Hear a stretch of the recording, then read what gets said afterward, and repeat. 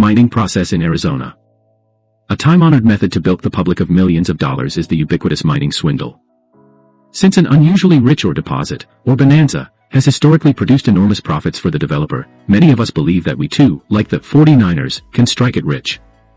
Money can be made in mining, but we have a responsibility to urge the public to exercise prudence in its investment. Too many people have lost their hard-earned savings on an ill-advised mineral scheme. Archives are full of outrageous examples of mining scams and swindles in which the only beneficiary was a glib entrepreneur with unbounded optimism. In most cases, he disappeared before his investors realized what happened. When making an investment in any mineral enterprise, there are a number of factors or key features to consider. Prerequisite to the investment in the development of a mineral deposit is legal access to the resource. The potential investor should know who ultimately owns or administers the subject mineral property and commodity. The property may be controlled by the state, federal government, Indian tribe, or a private individual or organization. Moreover, jurisdiction over the land surface may be separate from the jurisdiction of the underlying mineral resource. Where ownership or control of the mineral rights is severed from the surface rights, obvious legal problems can arise.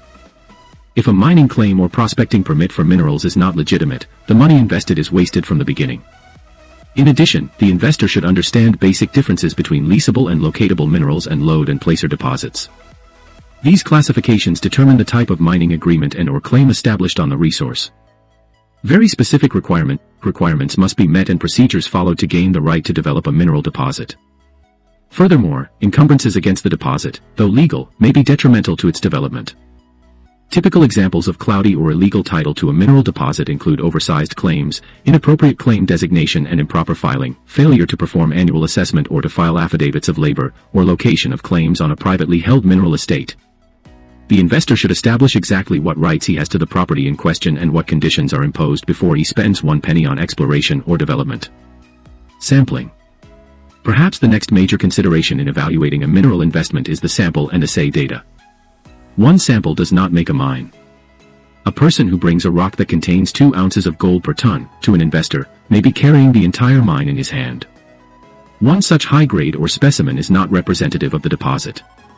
Many samples, commonly numbering in the thousands, are required to give a reasonably accurate measure of the tenor, or quality, and tonnage of the ore.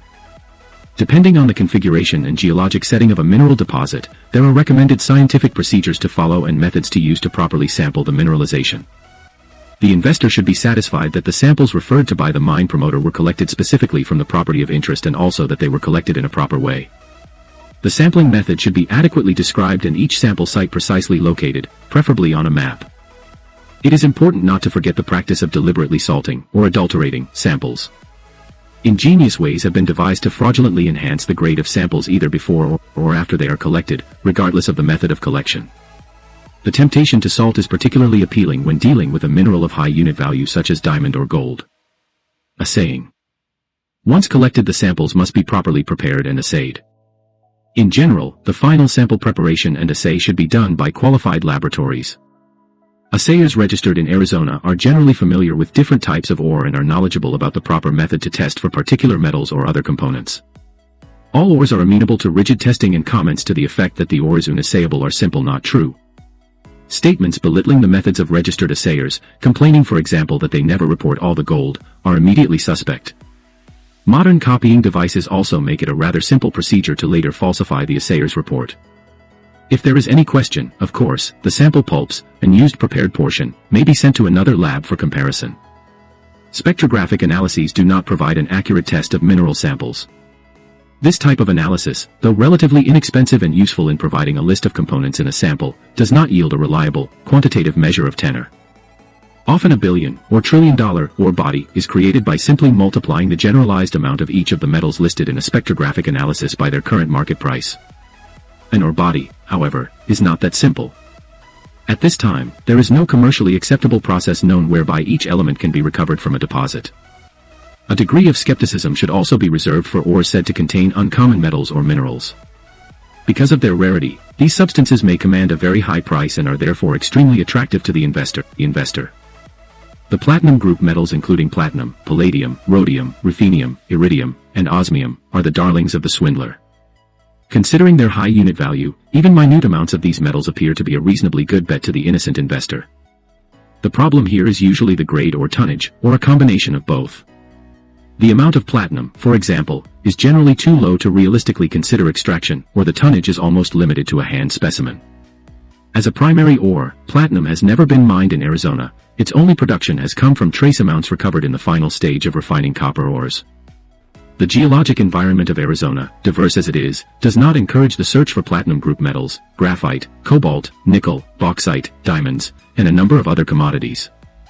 As plans are drawn to mine an ore deposit, proposals are made which frequently are misinformed and ill-advised. There are innumerable examples of deep shafts and long adits driven to nowhere. Many of these openings have been cut at great expense and with little or no evidence to suggest they would meet success. An example of a mining scheme which can be described at best as ignorant was recently sold to a number of investors in the Chemehuevis Placer district, near Lake Havasu City, Arizona. The plan called for an investor to purchase a plot of ground 60 by 120 feet in size from which 8,000 cubic yards of unconsolidated gold-bearing gravel would be dug and treated. In order to recover 8,000 cubic yards of gravel from this plot, the excavation would require vertical walls, 30 feet deep. Since loose gravel cannot be mined at a slope exceeding its natural angle of repose, approximately 45 degrees, the maximum amount of material that an investor could ideally and safely expect to obtain from an isolated parcel is about 62% of the total, or 5,000 cubic yards. No attempt was made to explain to the purchaser that, in this case, after an investment of $50,000 he would actually get less than two-thirds of what he paid for. This scenario illustrates one catch to a sales promotion involving fractional interests in a mineral property. The entire land package, comprised of all individually owned parcels, must be mined together to ensure each investor's return. An interesting twist to this story is the statement made later by the developer that only 40% of the aggregate was gold-bearing. Consequently, the investor was now entitled to 20,000 cubic yards of gravel, to yield 8,000 cubic yards of gold-bearing material, from his plot. Since 5,000 yards was the maximum he could physically dig, this is truly adding insult to injury. There is a tendency among many of us to want to build. We want others to see our accomplishments. To some degree, this attitude explains why a mine tunnel is begun with little justification. The same propensity for building might explain why a mineral processing mill is erected or a leaching facility is frequently constructed without any obvious sign of ore. Another reason these engineering marvels are installed is due to their impressiveness. The humming, turning, grinding, and screeching of equipment and the smoke and odors of a mine plant are exciting to the potential investor. He sees industry in action, his money at work, and profits just around the corner. Unfortunately, however, he is commonly one of a multitude who has emptied his pockets for a pipe dream. With a paltry amount of ore stockpiled, a dump laden with debris, or an old mine map showing the lost ore body, the developer spends the last dime of every investor getting ready to treat the mineral-rich rock. The $500,000 mill, designed to treat 500 tons per day, mills nothing, and the dreams of many become a nightmare. Even when good ore exists, the treatment facility is often poorly designed. Frequently its component parts are improperly matched or not sized adequately. Materials handling procedures are commonly cumbersome and energy-intensive. An adequate supply of water may be lacking. Hazardous operating conditions may be present. These circumstances are a few costly examples that can shut a plant down abruptly. The recovery process is in many cases a mystery to the investor. Technological methods vary according to the metal or mineral recovered.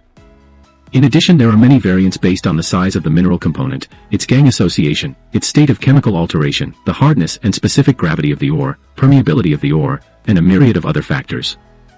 The milling and metallurgical treatment of ores is comprised of both physical and chemical means of beneficiation. These processes, though technically sound and well understood by the professional, are frequently vague and confusing to the layperson. An investor not familiar with basic physical-chemical laws is easily misled. Proprietary methods utilizing secret chemicals and black box techniques, therefore, are often praised as technological breakthroughs. According to the developer, these so-called miraculous inventions will convert formerly worthless rock to metal-rich or improve, manyfold, the recovery of a metal or other commodity that heretofore had been difficult to extract. One should exercise caution when evaluating such claims. Developers often speak of 100% recovery. Complete extraction, however, of most constituents is essentially unknown over the long term. At the turn of the century, a mining firm in Ajo built a giant retort into which ores were to be shoveled and melted. Spigots were tapped into the vessel at various locations and labeled copper, lead, zinc, gold, silver, etc. All the investor had to do, after he had helped finance the operation, was turn the spigot for the metal he desired. Understandably, the entire operation fizzled.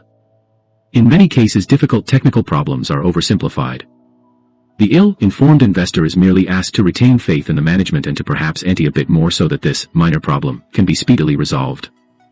A host of other factors should be evaluated by the prospective investor before spending money on a mine or a beneficiation plant. Proper permitting must be obtained at various stages of development from local, state, and federal authorities. In addition to routine reports required by certain government agencies, internal reports generated for management and for the investor should be factual, accurate, and timely. On-site security should be adequate to protect expensive equipment and supplies as well as the mine or plant product. Of course, appropriate security measures must be taken also whenever the product, especially a high-value material such as bullion, is transported from the treatment facility. Acceptable safety procedures must be implemented and must be adhered to rigidly from the start to finish of any operation. Even after termination of operations, it is imperative that hazardous materials be properly disposed of and unsafe conditions, such as open shafts, be resolved. Proposed or actual marketing of the mine or mill product should be reviewed thoroughly by the investor. There may be assessed charges for further treatment of the product. There may be byproduct credits returned to the miner. The investor should also be aware of the involvement of any intermediate sales agents and their remuneration. Another obvious consideration is the distribution of profits. What liens, including ownership royalties, loan payments, and rental fees, must be deducted from the gross to determine the net profit? Are estimates of operating expenses and pro forma statements realistic? The investor should be satisfied with the form of payment, whether it is in cash, stock, or in kind. Like other high-risk investments, mine and mineral developments are often subjected to careful scrutiny by the Internal Revenue Service. Beware of accelerated tax write-offs. Such an advantage was one of the attractions in the Chemehuevis placer scam referred to earlier. Supposedly the investor would receive a $50,000 write-off on his tax statement the first year of his investment by merely paying an advance of $10,000 and signing a promissory note for an additional $40,000. The prospectus projected within 4 years a net income, based on gold production, of $139,000. In this particular case, the courts apparently upheld an IRS ruling disallowing the tax deduction. Reportedly the original developers of this program, some $3 million richer, are now unavailable. In every mineral development there is a logical sequence of events with which the enthusiastic, yet uninitiated, investor may be unfamiliar. Each project can be broken into phases, the completion of which can be evaluated before expending large sums of additional funds. There is no legitimate reason for throwing good money after bad. Classic examples exist which have expensive land being purchased on the basis of someone else's assays or a costly mill being constructed without proven ore. Engineering reports are useful tools that will assist the mine developer and investor. Decisions to pursue a project into the next stage, and in a particular manner, will be made easier and more logically after consultation with the appropriate professional engineer, whether a geologist, mining engineer, or metallurgist. Other professional assistance such as financial and legal is generally warranted. In general, professional evaluation and advice should be sought outside of the developing organization. Principals with the firm and other vested partners, though well-intentioned, may write overly optimistic reports. Statements, for example, referring to the attractiveness of a deposit because of its close proximity to a famous producer or the historically proven improvement of ore grade with depth in the mining district may have the ring of authority but are often pure speculation.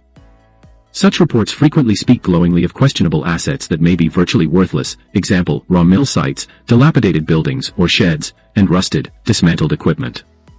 Past production records may be doctored, and projected production/cost data may be presented in an unrealistic manner. Profits are often inflated or guaranteed in such company-prepared prospectuses. It is recommended, therefore, that most professional advice be obtained from consultants who have no financial connection with the company principals, the property, the mineral technology to be employed, or any part of the proposed operation.